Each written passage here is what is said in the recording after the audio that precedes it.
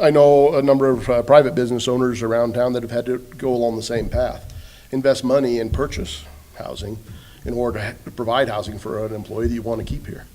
And I know that we have done that for my family has. And certainly it's an investment, but it's also an expense out there. And then we actually rent it back to the employee for less than what the mortgage is on it.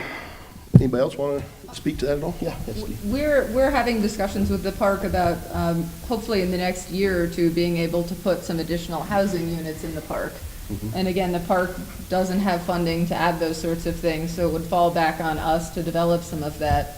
From a philanthropic standpoint, fundraising for a dorm is not the most glamorous of projects.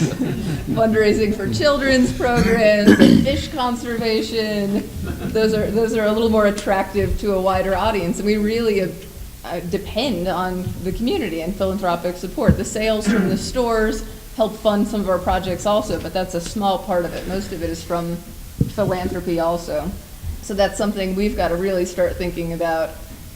Our mission and what it is that we're doing and how it is that we're pitching ourselves, that we're not just doing sort of, again, these very nice above and beyond educational opportunities and enrichment opportunities for youth in the community and land acquisition, but really just these bare minimum functions of beds for staff to sleep in, and starting to think about how we start having that conversation with the communities and with our donors and foundations and other entities, because that is, again, not the typical fundraisable project